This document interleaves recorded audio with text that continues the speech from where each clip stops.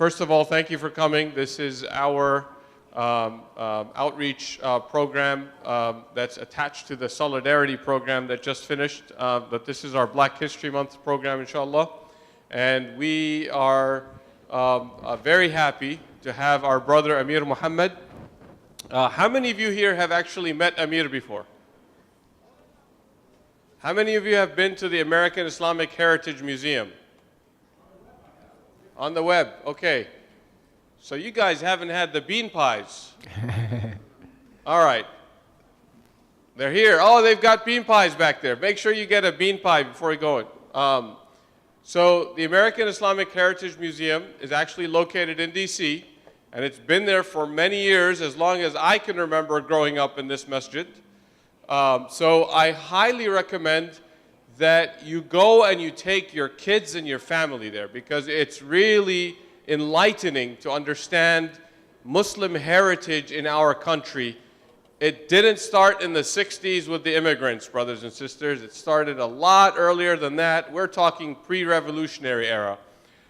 So it's really important that you spend the time, you support this effort that Brother Amir, mashallah, ever since I can remember growing up, has been working on this, and it keeps expanding.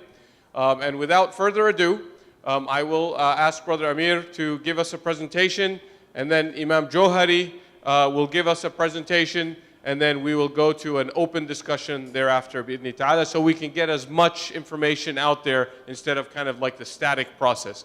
And I'll ask Brother Amir, if you don't mind, if someone has a question during the thing, do you mind if they just kind of ask, or do you want to wait? We'll see how far we'll get along okay. at the time.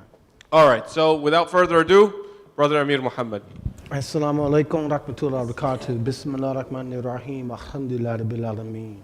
I'd like to thank the Al-Hijrah Outreach Committee and the community for inviting us to come share the rich history of Muslims in America. The history of Muslims in America is a very, very rich history and a very long history. Muslims in America came in primarily 4 different ways. They came in what they called as travelers, explorers in the early 1300s, 8th century, 9th century, 11th century, and the 12th century. Then Muslims came here through what we call the Spanish Inquisition. And then they came here through what we call the Barbary Coast Wars, or the pirates. Muslims also came here what we call the African diaspora, or the slave trade. Another wave of Muslims that came here was at the fall of the Ottoman Empire, pre-World War I and pre-World War II. So there's always a cause and an effect. American Islamic history is also a global history. Within this history, you know, pardon me, I'm gonna have to put on some glasses to read. I'm getting a little older. I may look a little younger, but I am quite old. Here, there's many different reports. As I stated earlier, you got there's reports of Muslims coming from China and the California area in the 8th and 9th century. There's reports of Muslims from West Africa in the 11th century and 12th century, Abu Bakr, Mansa Musa's brother. And there's different reports about these Muslims being in that era, period of time. This is a couple of books that talk about them coming over here as travelers and explorers. There's many American books that talk about the early presence of Muslims in America. They came before Columbus, Saga of America, and the voyage from the New to the New World, and Columbus was last. These are books that point out that what Columbus says on his journeys, that he saw old ruins of mosques in Panama, Cuba, and different places like that. From one of the books, Voyages to the New World, talked about Columbus recording pages on about seeing those ruins in that period.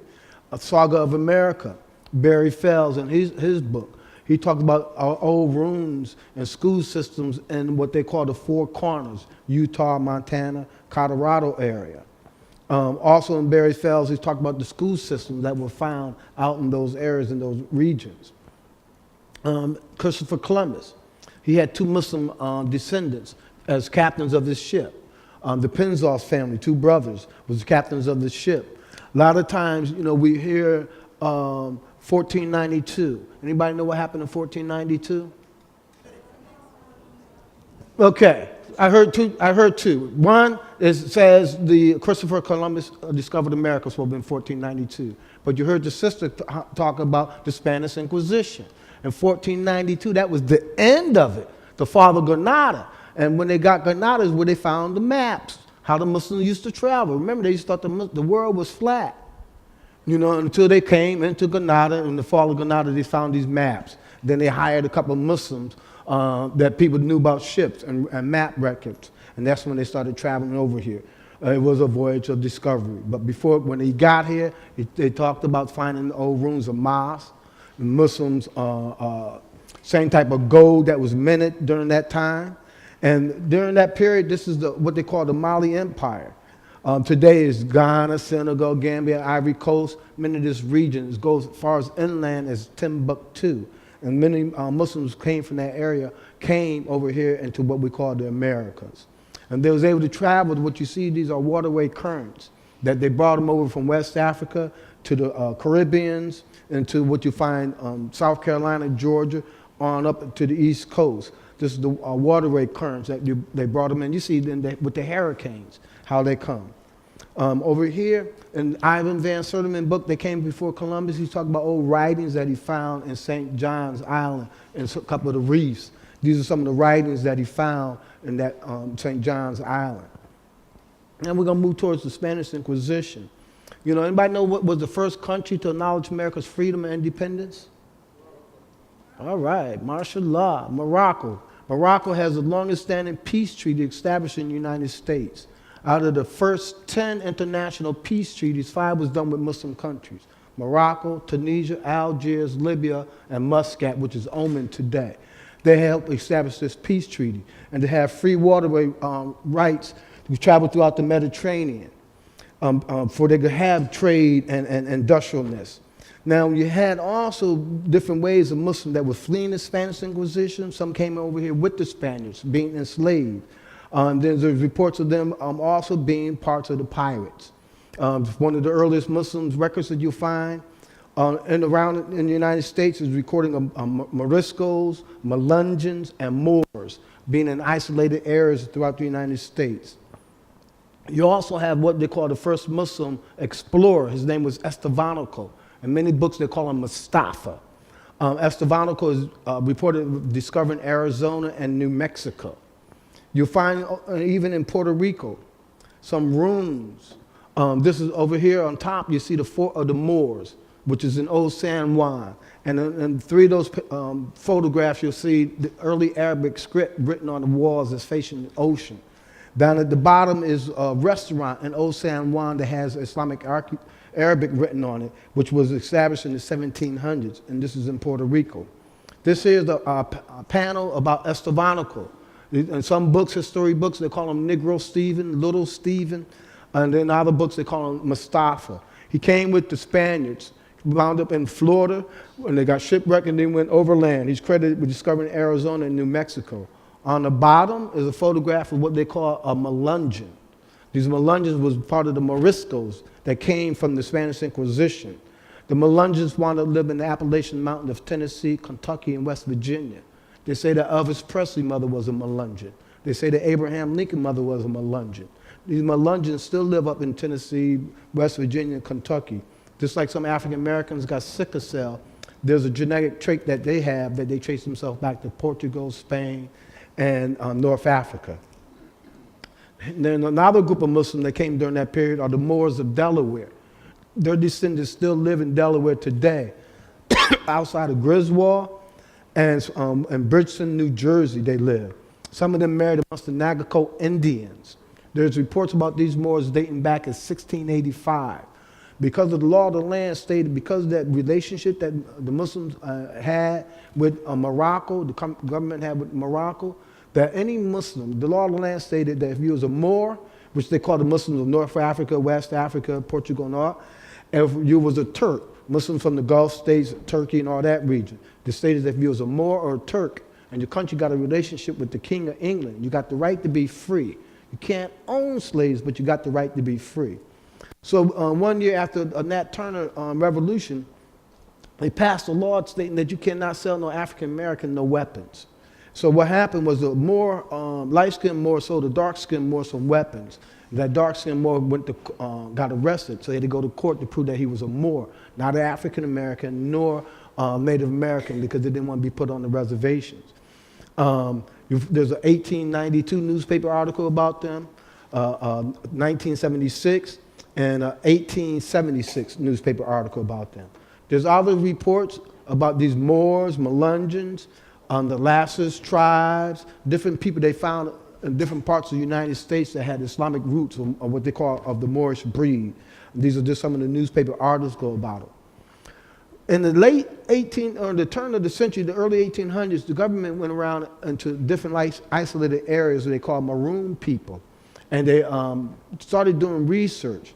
And you'll see up on here, you see the names, last names of the Moors. You see the last name of some of the Melungeons. You see the last names up on top of the Guineas out of West Virginia. And then you also see some names of what they call the Red Bones. And what you find is that, what I found, the different people that have come into the museum since then, and they're Muslims, and they say that their family, they recognize some of their family names, and they're some of the descendants from that period in that time. And the 1500s is still just talking about some of those peoples and that turn of events. I'm sorry, I'm not going to be able to read this, so I'm not going to talk about it because I can't see it. This is really carrying more on about the Muslims in that period of the 1500s. Pirates. That was pirates? Okay. Now we're going to, alhamdulillah. Thank you. Now, talk about pirates. This brother up here on top, his father was a pirate, a European person that became a Muslim. He was a pirate, became a Muslim. Salih Morocco is named after him. Two of his sons came here to the United States. Anthony Van Jameson is on top. If you ever heard of Coney Island in New York, if you go Google it up, they used to nickname Coney Island Turk's Island. They named it after this brother. He was the first person on Manhattan, and they had land and everything on Coney Island. Some of his descendants are the Vanderbilts. Then down on the bottom, you got about the 12th and the 13th generation of his descendants. They are Muslims today. They're around, one of them was in Virginia, one is out in Michigan. There are descendants of them today. And the 5th generation of his descendants we found using tombstones with the one finger. I'll talk a little bit later about that. Then in 1639, there's a report the first African American or the African person named as a Moor was identified in the Delaware area. And we're coming at the wave of the African diaspora. You know, many Muslims were brought here, the Moors, your Syrians, your Tangerines, your Hausas, your Fulanis. Some of your Yorubas was Muslim, but many of them were not. This is just a photograph of some of the Muslims that was brought here. You can see them in chains and how they was dressed and how they was treated. This here is a map on the bottom right, really shows you the growth of Al-Islam in Africa. Many times in American history books, they tell you the Africans had no culture, no history, no identity. But you can see really the true growth of Al-Islam in Africa from the 7th century, the 8th century, 9th century, 10th century, 11th century, 13th century. Then the 14th century is when the wave of the enslavement, the Portuguese started coming down and enslaving us. For hundreds of years, these was Muslim generations and civilizations that was established and well developed. And they brought us here not haphazardly. They brought some of the Mandingos to do metal work and horses. Some of the Senegalese, they brought them in to do rice and indigo and cotton. Many different areas where they brought these Muslims in. And you'll find in the United States 3 types of Muslim personalities that are documented. Either there was Muslim scholars, Muslim leaders, or Muslim entrepreneurs. And there was a slave by 3 groups of English people. You had the English or the British, you had the Spaniards and the French that brought many people that they enslaved in. This is a map that shows you the wave of people that they brought in that was enslaved. When you come down a little further down, that was not a period where the Muslims were. They came a lot earlier. Some of the Muslim tribes, this is a map that shows some of the Muslim tribes and the areas that they was brought from West Africa. There are some, I would say, nation states during that period of time. You have Futu-Jalo and Futu-Toro, which was great Islamic communities or nation states during that period of time. Now this here is the first Hafiz mentioned in the United States. In 1730, his name was Job ibn Dijallo. He came from, he wound up being in Annapolis, Maryland. Now Job was involved in selling people into slavery. Job had sold 2 guys into slavery to a ship captain.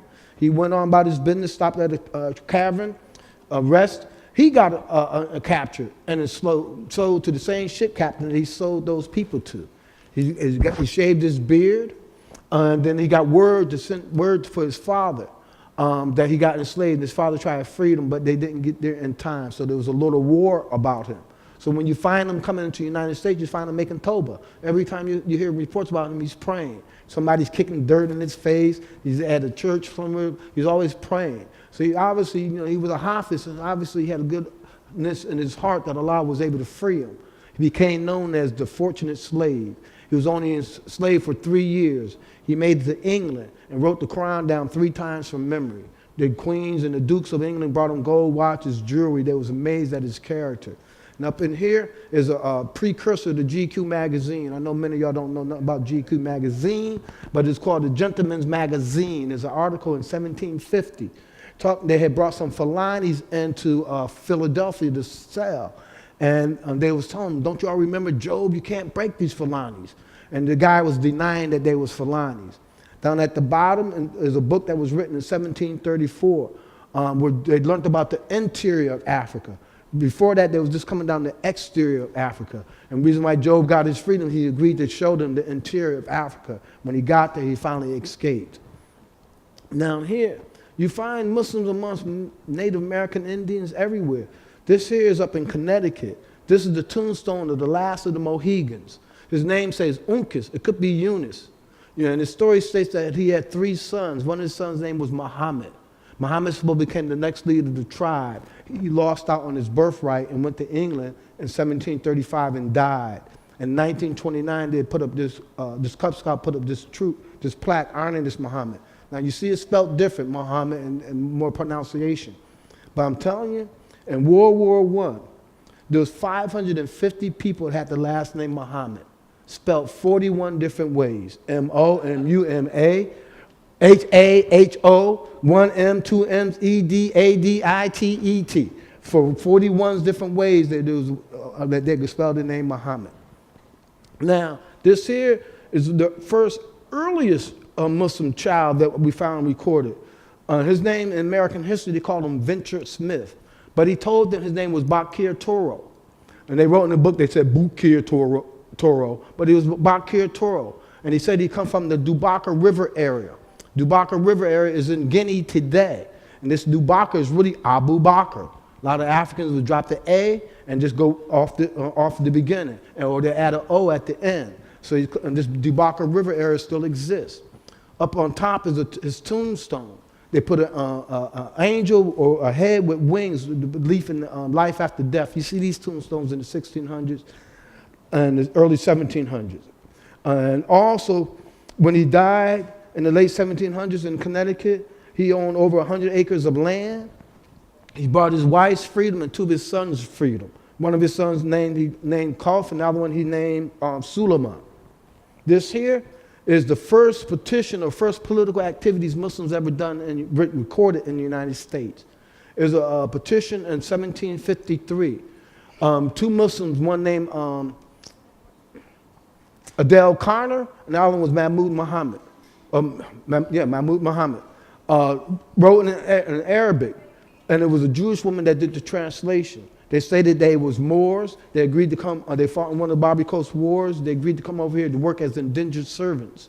They were sold to another guy named LaRoots. He worked them for 8 years. And then after 15 years, they petitioned the government for their freedom.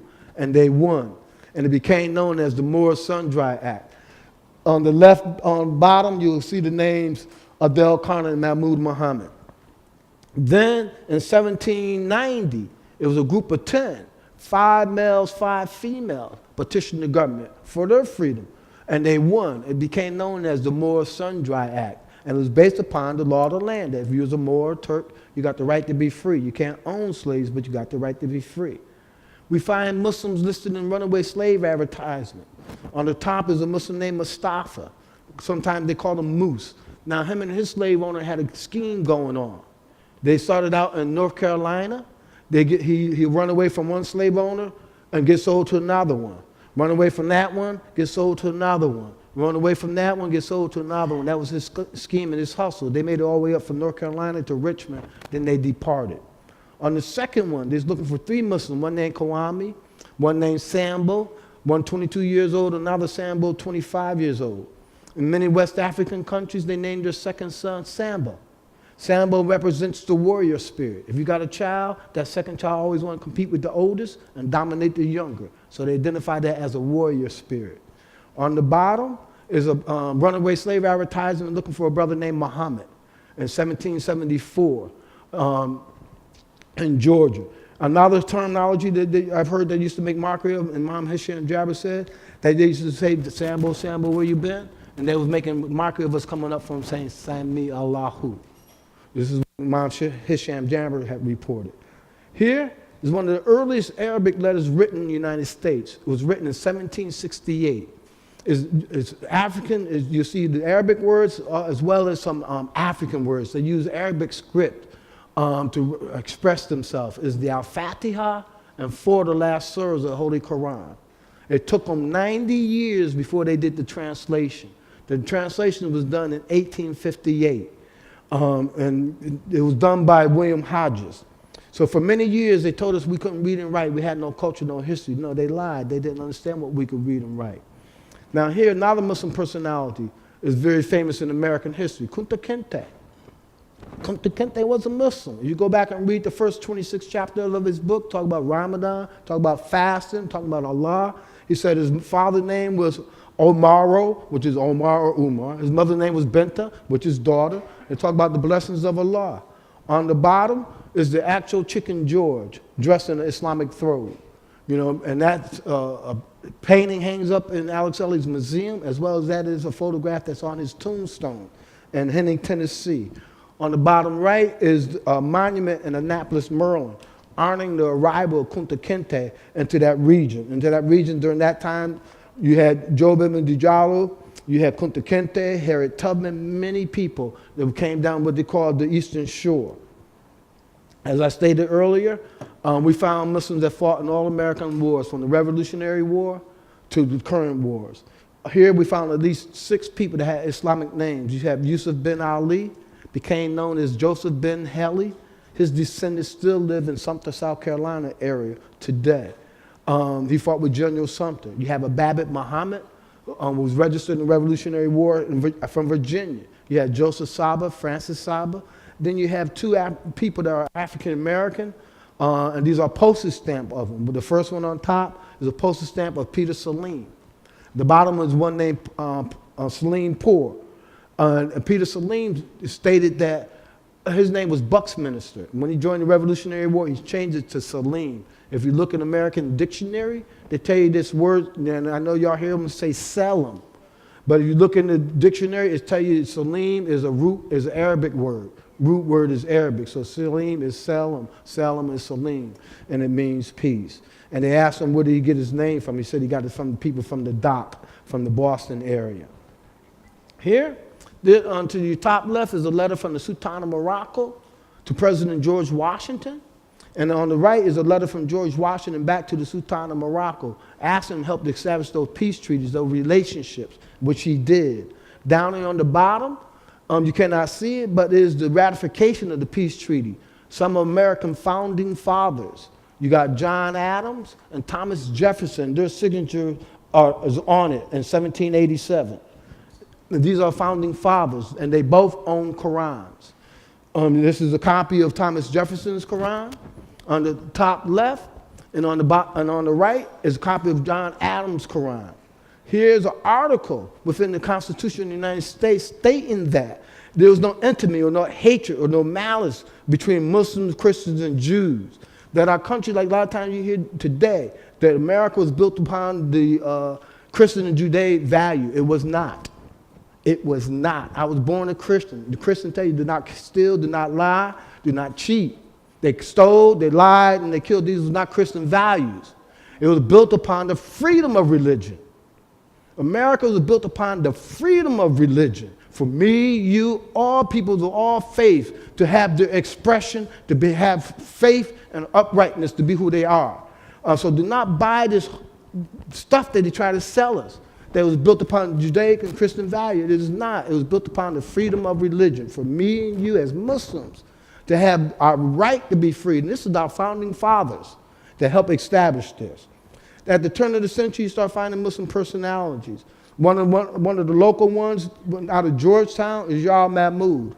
He owned property in Georgetown. He was known as a famous swimmer in Georgetown. He was an entrepreneur. He was very industrious. There's a book that's out called From the Slave Ship to Harvard, talking about this Yarrow and his descendants. On top is a painting that hangs up in Philadelphia Historical Society. This bottom one was in Georgetown Public Library, but currently now it is on display in the National Portrait Gallery downtown. Yarrow is very unique in that there's very few paintings were done about African Americans that were people that was enslaved, as well as yeah, no, but the top one is in Philly. The other one is in Portrait Gallery. I understood. Yes. This here is his census records. On the bottom, his name was this Yarrow. This is in the 1800s.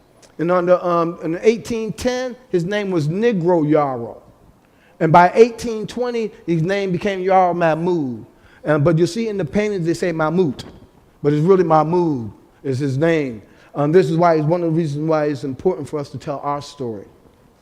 One of the earliest Muslim leaders in America, and one of the first acknowledged Muslim community in America was led by Bilal Muhammad, known in American history as Ben Ali.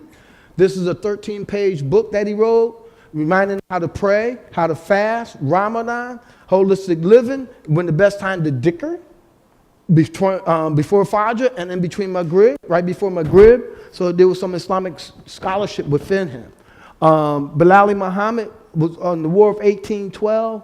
He told his slave master, I got 80 men to help defend this island. I can't count on the Christians that you own. So he identified at least 8 of them being Muslims. Bilal Muhammad in American history, there's a book called The Uncle Rainbow Stories. It's folklore stories. You know, Peter Rabbit, Bud Rabbit, and all these different stories are based upon his son Aaron. Toni Morrison, a famous African-American writer, author, Tar Babies, Song of Solomon, wrote about them. Jim Brown come from this area. There's a very, very rich history about them. I'm going to talk about this Bilal, you know, for me, you know, and then this is some of the communities, the houses that they built. This is the first form of houses in concrete. They built them out of sand, seashells, and limestone. These are some of the tombstones in there. One is a tombstone from a daughter named Benna. Another one uses a star. The other one to the far left has the one finger on it. And his name was Sambo Swift. And there's a movie called The Fanny Kimball Story that talks about Pierce Butler, a slave owner that went broke into this area. And this is where Sambo Swift is buried at. Now, for me, in American history, you know, we know about the story of Bilal ibn Rabah during Prophet Muhammad time, so Islam, that when he was converted to Al-Islam, his slave owner tortured him, put a rock on his chest. All he could say was ahad. Then he could say that no more. He put up the one finger. Well, in America, we didn't have one Bilal. We had 2 Bilals. And in between those 2 Bilals is where I found that first tombstone with the one finger. We found these tombstones from Florida all the way up to Canada, far east, west as Kansas City. This is the other Bilal, Salih Bilali. His family maintained this name at least up to 1941. Now, I just heard reports, like on the bottom right is his great-grandson. And in 1941, he brought some of the land out the plantation, and he named it Bilali Sullivan Estate. Most recently, I just learned, and then I rechecked it, that his name was not Sullivan, it was Suleiman. And I looked, there was no slave owners in that area with the name Sullivan. So we have to go with the story of him being Suleiman.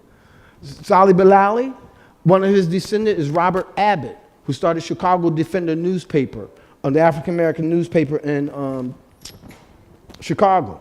Then you got Jim Brown, Cicely Tyson, many of the African-American football players and artists come from that area. My own father come from this area. They maintained wearing their scarves and their kufis for years, for generations. As stated, these are some of the houses that they built. On top is the first hospital ever built by African Americans in the 1800s on this island, St. Simon Islands. There's a book called Drums and Shadows. It points out how during some of the African American women, how they was wearing their scars, and they talk about their prayer beads, but they call those beads juju beads. And then on the bottom is 5 of them and a tombstone with the 1 finger. So it's very important for us to learn to tell our story. Now come here, here are some plantation records. These plantation records are people that are from that island.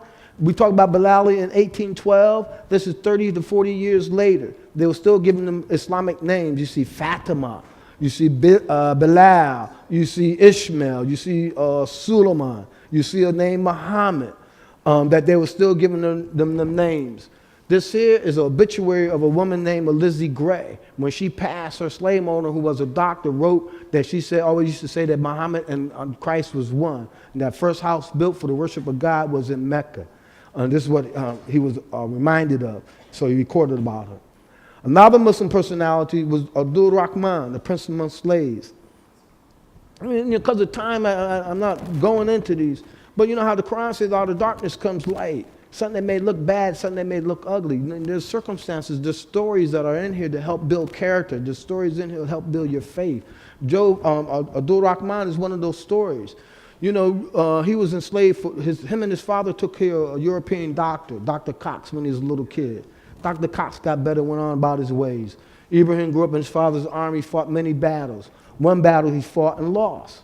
Got captured, wound up in Natchez, Mississippi.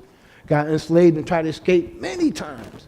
But that was a lot of woods. Not knowing where you're going, so he would give up, so he came back. He surrendered and submitted to his circumstances. And then he wound up going in the plantation system, becoming a plantation manager, a leader. Then he was also an entrepreneur. He developed his own garden. He was selling vegetables. So one day, 40 years later, don't Allah say through patience and perseverance, 40 years later, he go downtown selling his vegetables because some kind act he did 40 years earlier, this European doctor recognized him, and he recognized that doctor. And his homeboy or his partner, his name was Sambo, was with him also. And Abdul Rahman was able to start to get his freedom. It took 2 years to get his freedom. But John Quincy Adams helped get his freedom. And he made it back to Africa, to Liberia. He didn't make it home, but he made it to Liberia. But he left a couple of letters. This is the letter that he wrote. He said, my name is Abdul Rahman. I was born in the city of Timbuktu. I lived there till I was 5 years old. And I moved to the country, on the capital, Futajalo, and to the capital, Timbuktu.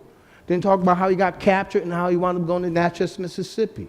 This letter is housed today at the University of Yale University. This letter was written in October 1828. Another letter that he wrote, and you find in many books, to tell you this is the Lord's Prayer. But for many people in the Western mindset, that Lord's Prayer means, our Father, hallowed in heaven, hallowed be thy name. But it is not. It's the Al-Fatiha. And it's giving you salutations to the prophet, and it's letting you know when and where the surah was revealed. And this one is housed in Philadelphia as well. Now we have another group of people that was controlling the Muslims, and that was the Spaniards.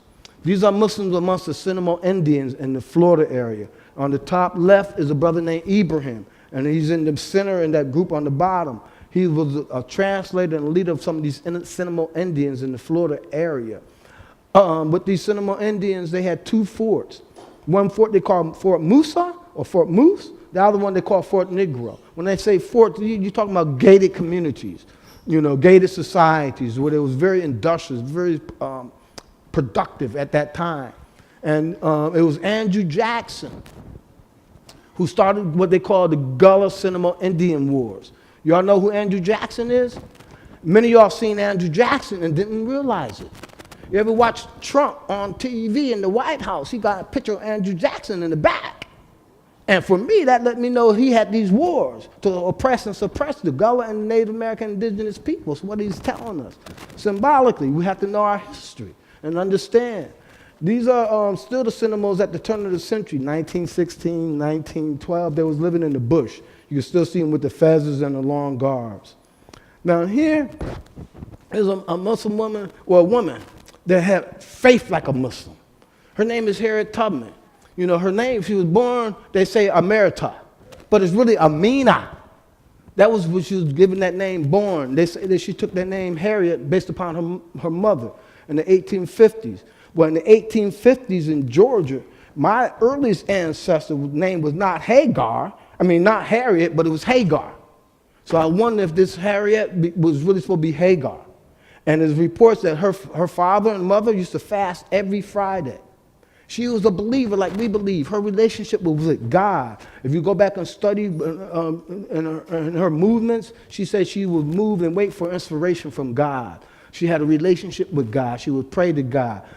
There was no intercessors, nothing in between her. You find her garbed up in many things. If you read her story, you see this is a story of a woman of faith.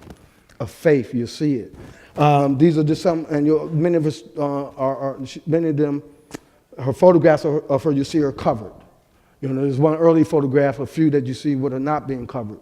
But this is on her museum, the Harriet Tubman Museum.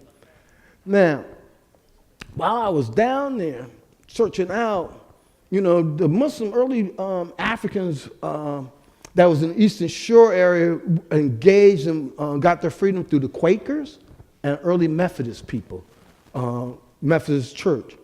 That Methodists, and one reason why they was able to engage them, because the Quakers and the Methodists believed in the potential of the human being to have a relationship with God, that God breathed something into the human being. Many of the other people of different faiths didn't believe in that. So this is why there was that early relationship with the Methodists and the Quakers.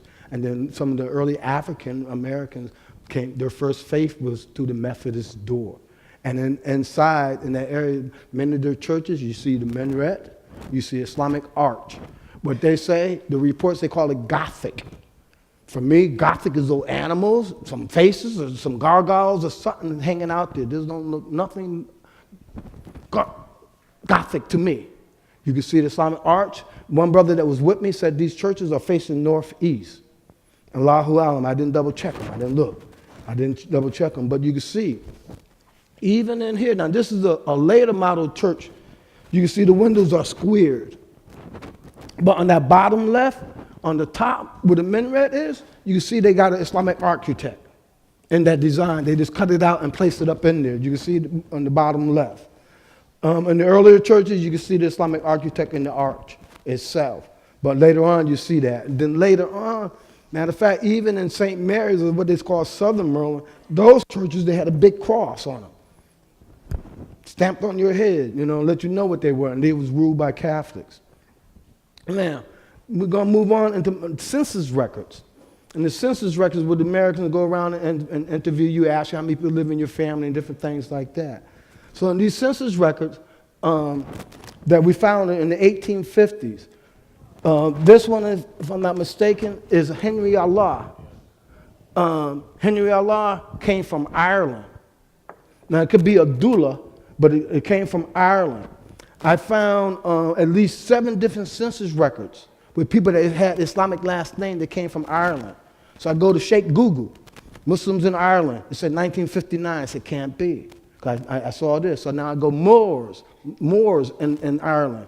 Muslims conquered southern parts of Ireland in the late 1600s, and many of them converted to Al-Islam. When they came to the Americas and many shores, they treated them just like they treated some of us. They're second class, non-human, everything. And so that made me now wonder about these old dudes, these old tools, and these other names, because there's some of these different names.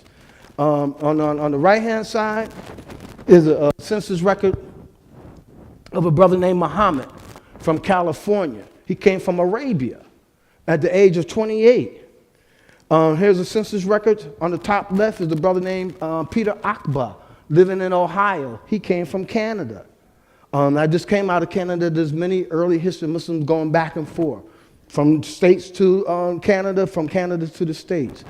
On the bottom is a Muhammad living in Maryland area.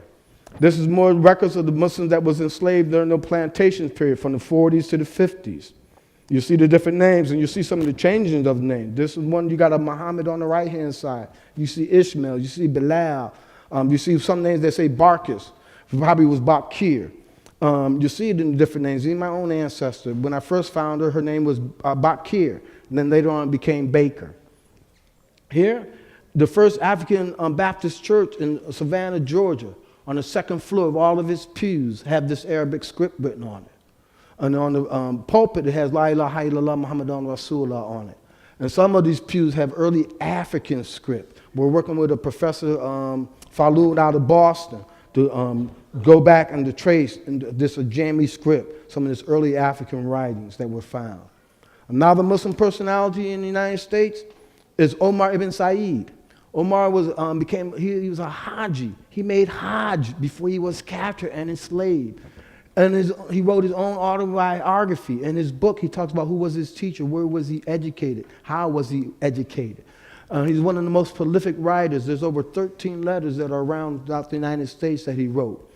He also wrote his own autobiography. The autobiography on the bottom right is owned by a Muslim. And today, they also gave him a Bible in Arabic. That Bible is housed today in Davidson College in North Carolina, as well as this photograph. Now, here, this is the first Muhammad family I found in the United States as free people. African Americans didn't get their freedom to 1865. This is an African American couple or group of members, family members, listed in Frederick, Maryland as black and as free in 1850. And they had the name Muhammad. At the end, they spelled their name M-M-E-T-T, M-M-E-M-M-I-T-T. One of the famous Muhammads is Margaret Hagan Muhammad. She became famous as a seamstress. She had a business in Baltimore, Philadelphia, and the D.C. area. On the bottom, this is the tombstone of Muhammad we found in Frederick, Maryland.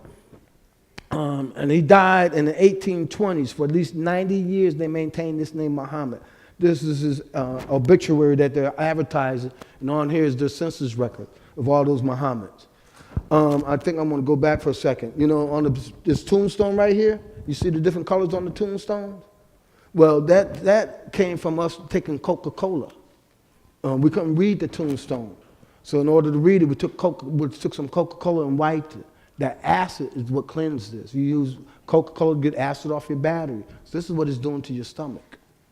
You know, I'm obligated to share that with you. It's your choice to make that decision. But Pepsi and Coke, that's what it's doing to our stomach. That's what it does to tombstones. Think what it does to your stomach. You know, not to say I'm not going to drink one later, but, you know, hint to the wise is sufficient. Here, on the bottom, one of his descendants moved out to Nebraska, and they had a cake mix called Omar Cake Mix, and they were advertising their cake mix out in Nebraska. The next panel is from my hometown, Bridgeport, Connecticut. How many of you heard of P.T. Barnum's Circus and all that, P.T. Barnum Valley Circus? Well, he built the first Islamic architectural house in the United States in the mid 1800s. It burnt down about 1852, 1856, around that period. And it was built on a street called Iriston Avenue. Iriston Avenue still exists. On the bottom is this museum. You see a minaret and you see the dome. And then on the highway, you can see that. And it still exists today. Now moving into Muslims that fought in the Civil War. We found at least 292 people that had Islamic names that fought in the Civil War. This is two records. One is Max Hassan, came directly from Africa, and he worked as a porter. He wound up living in the New York area. On the top is the United States Colored Troop records of Nicholas Muhammad Said, better known as Muhammad ibn Said. Now, Muhammad, he got, you know, it's like we see the Tangerines and the Mali wars that's going on now. He got caught up in one of those in the 1800s. And being caught up in one of those, he was sold to a Muslim in Morocco. That Muslim sold him to a Muslim in Turkey. That Muslim in Turkey sold him to a Christian in Russia. He wound up learning 9 different languages before he got his freedom coming to America. So out of darkness comes light. Here, this is the Quran that was saved during the Civil War. In Tuscaloosa, Alabama, the Union troops went down to burn down the town. The librarian said, can we save some books? He said, no, you can save one book. That one book he came and saved is this Quran. It's still there today in Tuscaloosa, Alabama. I'm going to try to wrap it up real quick. These are tombstones that we found with the Tawhid on it, with the one finger on it. All around. And at first I thought it was just unique to the African Americans, but later on I'll show you it was others. On the bottom is one named Usman Rahman, but they spell it R-O-C-K-M-A-N. You know, Englishized it, but his name was Usman Rahman. Another famous Muslim was Hajj Ali. And he became nicknamed as Hajj Ali. There's cowboys pictures about him. He died in Quartz, Arizona, where they put this pyramid up on top of him, and a camel. His name is Hijrah. These are tombstones that we found in a town called Mecca, Indiana, in Arabic on top. The one on the left is a woman, wife of a noble sharif. She died in 1917. Even though it's in Arabic script, it's the old Ottoman script. On the bottom are tombstones of two Muslims from the Albania area. We found in Maine. It say Albanian Mohammedan, and it say Turkishman. On the bottom is Belalski, but it's really Bilal. But because of that region where they come from, it come Belalski. So you got Bilal, you got Bilal, Belalski. So we can't be caught up in how someone spells the name. These are tombstones we found in Canada with the Tawhid. This is a map of a triangle of a group of Muslims named called the Ben Ishmael, or the tribe of Ben Ishmael. They established the town Morocco, Illinois, Mecca, Indiana, and Medina, Indiana. This is Medina, Indiana. They built this covered bridge in 1873. It's one of the few covered bridges to the left. In the middle is the post office. On the bottom are some of the Arabic tombstones we found in a family cemetery called the Hickson family. The other tombstone we found in the Arabian cemetery with the one finger on it. From Mecca, Indiana to Terre Hill, Indiana to Bloomington, Indiana, we found 7 cemeteries that had tombstones with the Tawhid on it. And then when we got to University of Indiana, the first president of Indiana's wife had the tombstone with the Tawhid on it. And this is a town called Muhammad, Illinois. We found tombstones with the one finger there. There's reports that Abraham Lincoln spent the night in this town. They didn't want this town to have the name Muhammad. They tried to change it to Middletown, but because there was a place already named Middletown, they had to maintain that name. While I was in that town, in that library, found out there was a guy that grew up in Muhammad, Illinois, was traveling out Texas, found out there was a Muhammad, Texas. Muhammad, Texas had a post office from 1857 to 1916. And this was led by a guy named August Muhammad, another camel herder. So you got Hajj Ali and you got August Muhammad. These are at least 2 of the camel herders that it did. So we're not cowboys, we're camel boys in America. This here is a map or a listing of the different towns. So like there's 29 towns with the name Lebanon, you got Cairo, you got Egypt, Jordan, Medina. But one I want to point out is Mena. There's 8 towns called Mena. Somebody had to know about Al-Islam. Somebody had to know about the religion of Islam. They call it Mena.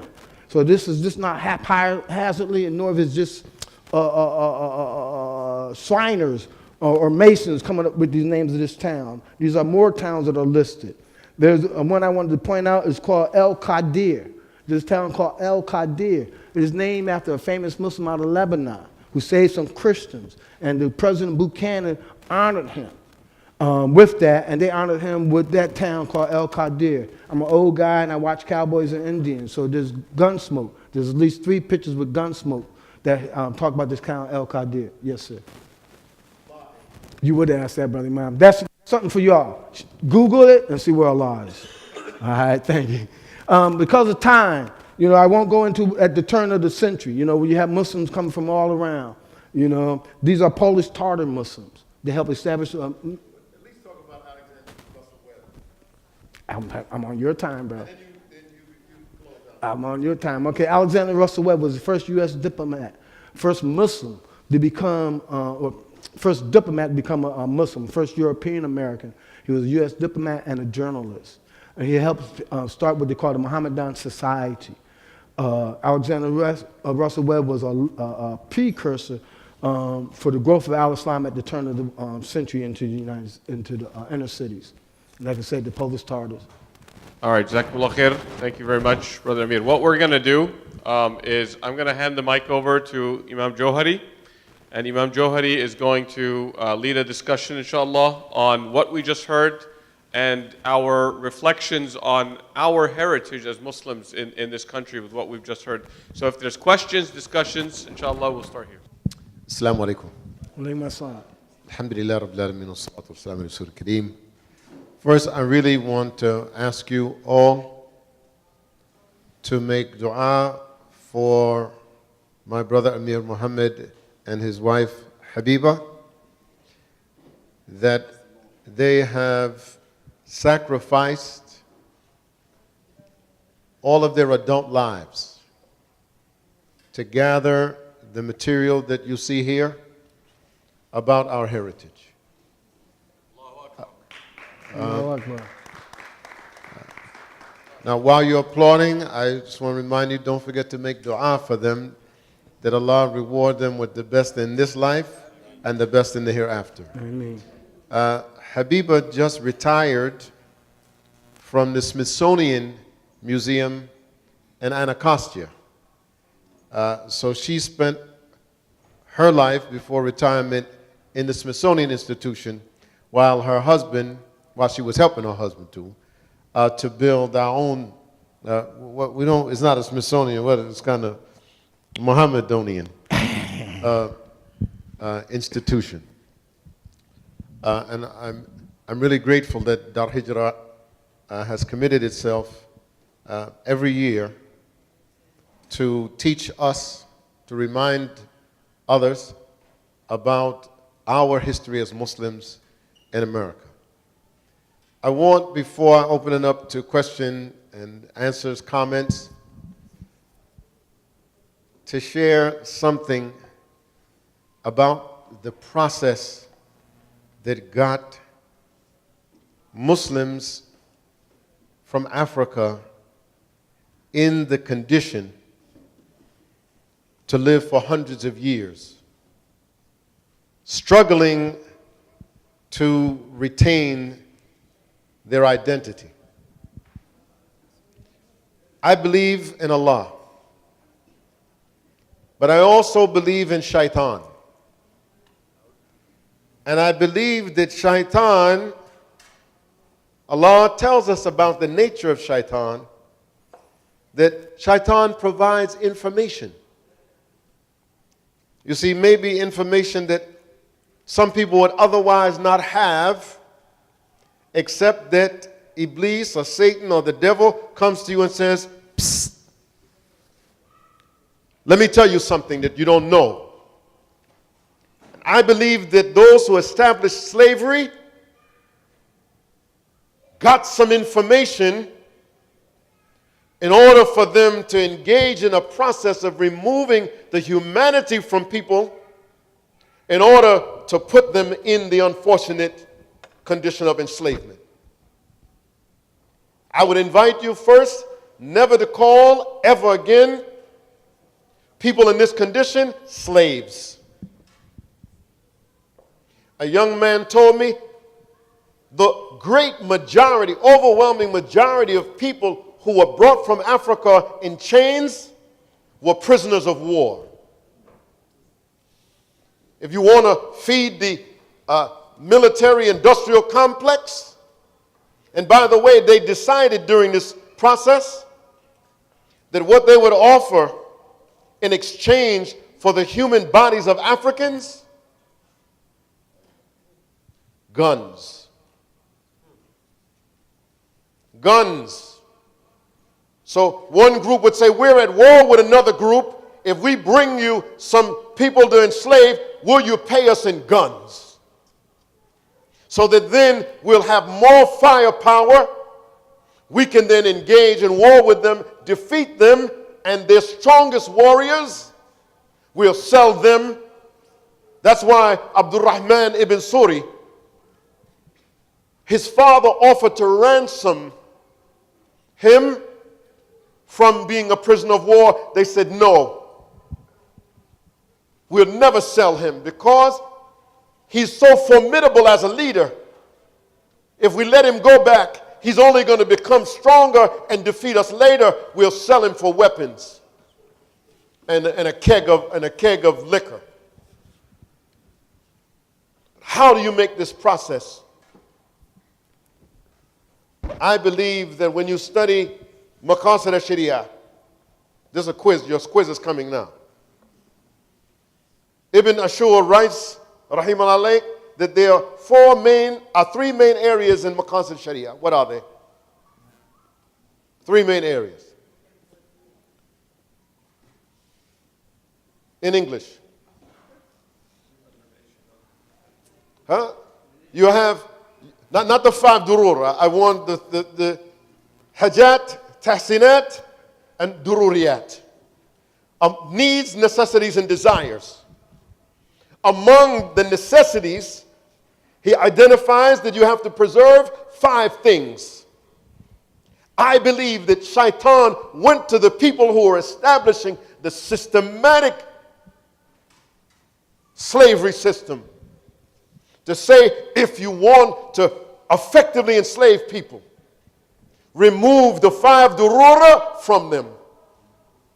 What are they? Hifz al-Din. So they said, Hifz al-Hayat, Hifz al-Nasr, Hifz al-Mal, Hifz al-Aql. To take from them the ability, A, that they are human, that they have a soul. So you'll find in the final institution of slavery in America, they say that the enslaved African does not have a soul. Therefore, the rules that govern how you treat human beings don't apply to them. Why? Because they don't have a soul. And so when you look now, like now, we have animal rights. If you beat a dog, you go to jail. But in those days, they didn't have animal rights.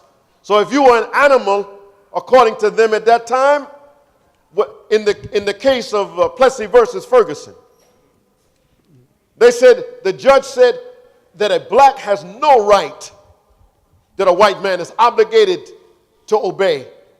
Why? Because he's not human. So to remove, Shaitan told him, remove the notion that they have a soul, that there's some honor and dignity in them. Next, Hifz al-Aql. Make it illegal for hundreds of years.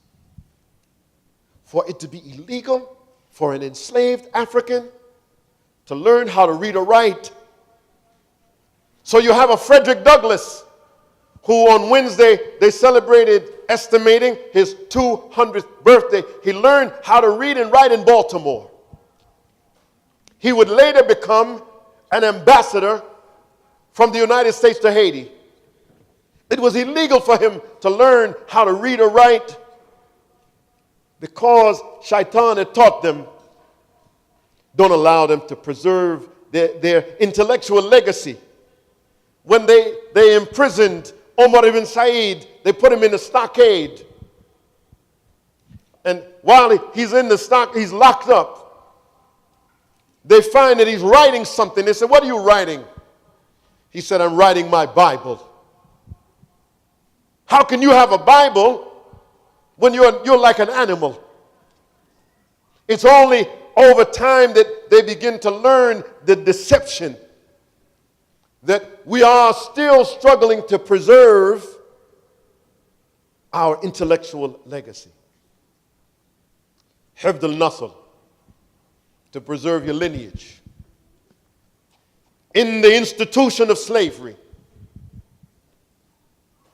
a mother and father have no right to their children, just like a dog doesn't have a right to their litter. So after the child gets to a certain age, then the master can sell your child from one plantation to another. Why? Because you're not human. I want you to understand what many of you have lived or come from countries where they had colonialism. The colonizer colonized those areas. That meant you lived as a second-class citizen in your own country, but you were still human. But that same colonizer, when they came to America, said, but those who we enslave, they do not have the right to their humanity. They do not have a right to their intellect. They do not have a right to their lineage. And hifz al-mal, they don't have the right to pass on wealth from one generation to the next. So every generation, for generations, people who came from Africa, who were leaders, who were business people, who were scholars, could not pass wealth from the parent to the child for hundreds of years. They have the audacity to talk about how the wealth gap between blacks and whites, when black people for hundreds of years haven't been able to pass on anything except debt. Because the sharecropper, if the father passed away, then they say those who are left, they owe the sharecropper. But they can't pass on. So hifd al-mal removed from the enslaved African, and last hifd al-deen, our ability to preserve our deen. And these people that you see who struggled, they gave their lives in secret to preserve their deen and their way of life in this country. That is now our responsibility, to preserve that legacy. Now maybe you think of those durura differently than you used to. You used to think, oh, alhamdulillah. These people, my ancestors, they had all 5 of these removed. And if you expect people who are the legacy of that to become full human beings, we need to work together to restore these 5. Not to say, oh, the necessities of life, the durura of life is not food, clothing, and shelter. The durura are, as described, these 5. I have a 6th durura for you, but it's the subject for our Earth Day. And that is, I believe there's a 6th durura now to preserve the environment of our planet. But that's a subject for another day. I want to open it up to you now. Questions, comments, criticisms. It's not possible in an hour and a half to do a deep dive into this history, hundreds of years of history. And there's a history that goes even before this, but we don't have time. But I'd encourage you to read, to study, to visit the museum. Where's the museum?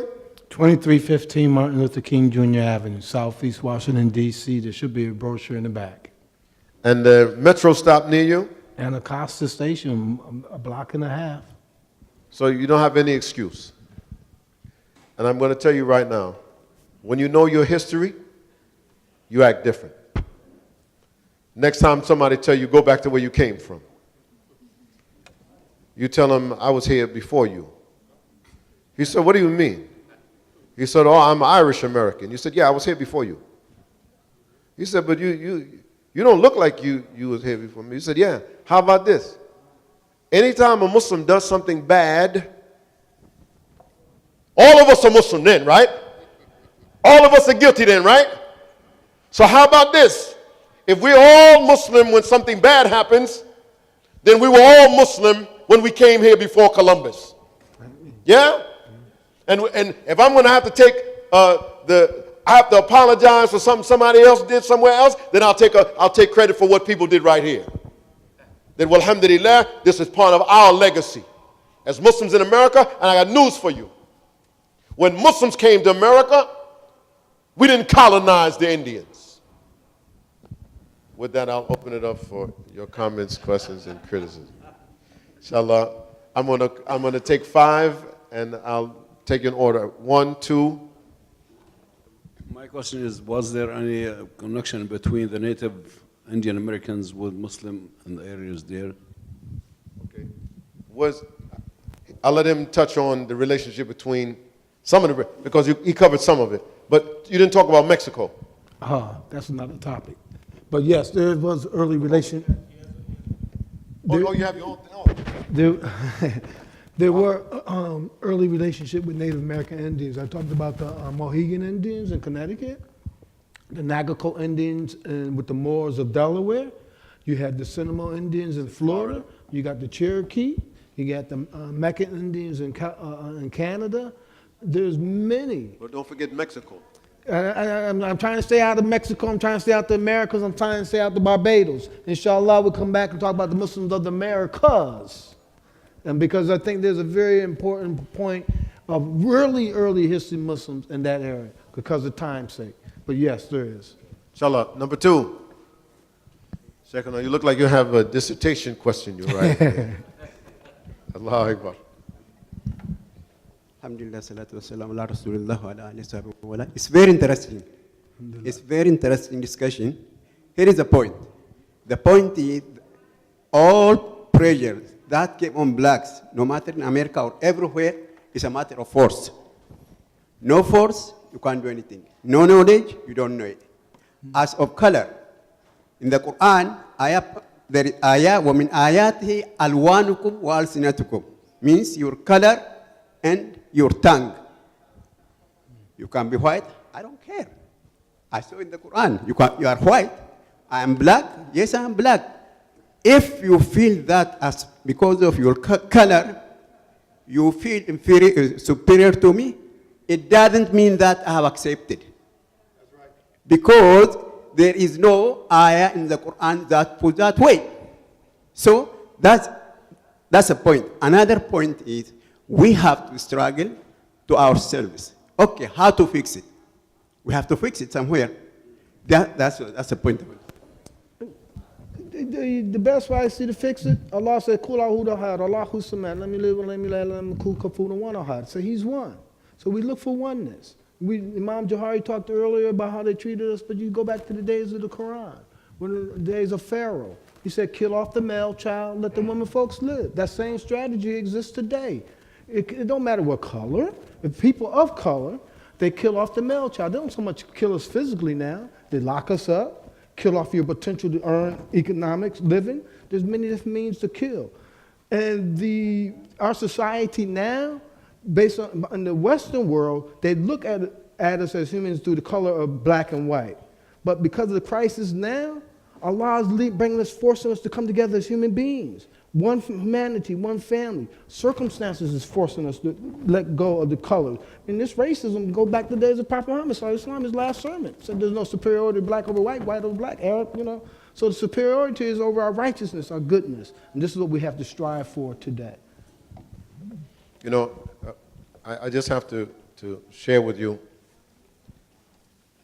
one of, it wasn't, takbir. Allahu Akbar. That's what you were going to tell me, Habiba. Allahu Akbar. You know, by the mom hugging them, you know, Allah says, reverence the womb that bore you. For me, there was 5 personalities that helped bore me. Elijah Muhammad, Imam Worthy Muhammad, Malcolm X, Muhammad Ali, and my brother, Abdul Rahman. It was because of my brother Abdul Rahman, his taqwa, his love for Allah, his love for the Muslim community, helped motivate, stimulate, and my first book ever produced was because of his effort. What we do today, if I would have been able to go to the other part, he was the first Muslim to bring about an organization to reach into American politics. Before Kier, there was American Muslim Council who opened the doors for other Muslims to run for offices, supported many other Muslim organizations. For me, he represents the best of what I saw in a Muslim diversity.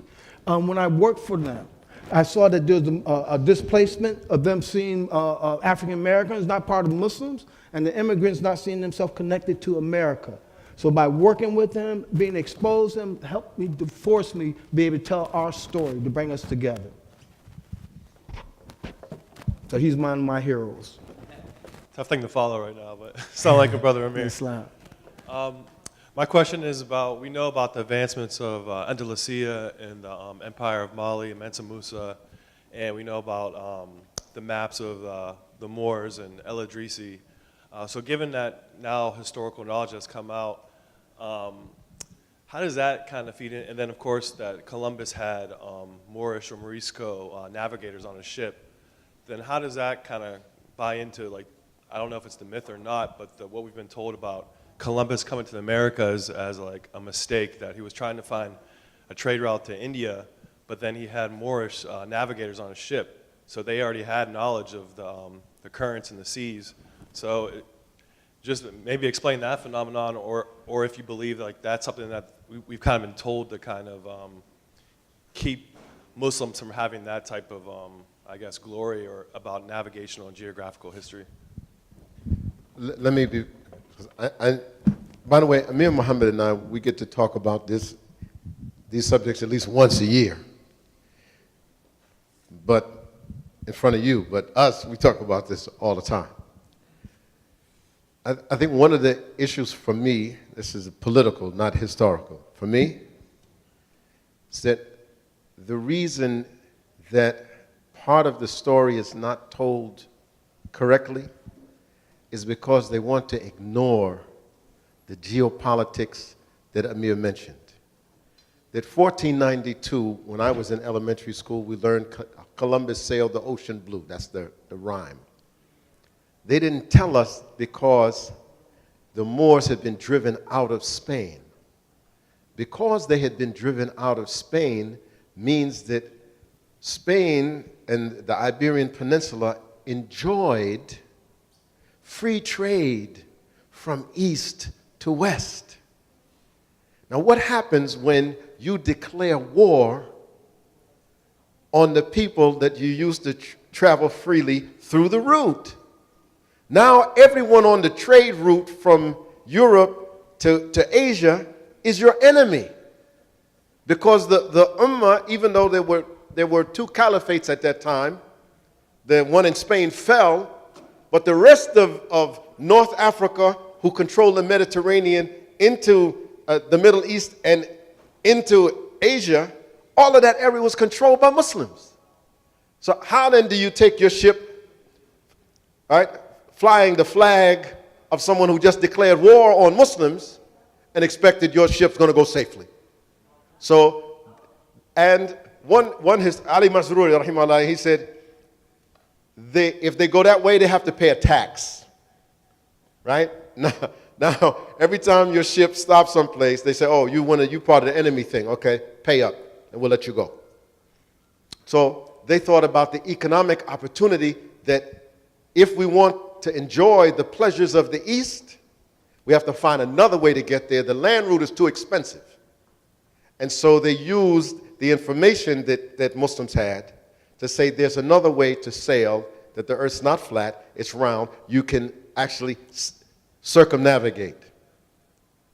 But I'll let him talk about the maps and all that other good stuff. I'm going to go to the maps. Oh, yeah, you got your own thing. I forgot. My bad. You know, it's important to tell our story, you know, because that, by them telling they are the conquerors, they're going to tell their conquering story. They're not going to tell our story, how we were conquered, how we came divided. This is, once again, that's why I said kula huda had. We have to stick to that oneness. You know, from the Native American Indians, man, they tell us they speak with a forked tongue. You know, we have to be reality. You know, there's positive and negative. Love is the key. We're human, and we have to fight for humanness. The beauty about Al-Islam is our diversity. But we have to have unity within our diversity. You know, Allah just said He named us Muslim. Not Shiite, not Sunni, not Salafi, not Sufi. He said Muslim. But they want to categorize us so they can separate us. You look at the strategy, how they did in Spain, how they did in, because one time it was all one, Spain, then we came nation states, my ego, your ego. You know, as brother talked about Ali Missouri, one of the other great scholars, Suleiman Ninyang, he called that Iblis spirit, is that ego. I'm better than he. Allah tells us in the Quran, we don't get divided till knowledge come. So we got to watch the Iblis in us. I'm better than he, that arrogance that would creep up in us. You know, and another thing we have to watch, because we was colonized, we got to watch the colors. We got to watch culture. Now Allah said He made us tribes and nations not to despise one another, but to get to know one another. Our society seeks to divide. What? Well, since the days of Pharaoh. They learned to divide and conquer. Kill off the male child, let the women folks live.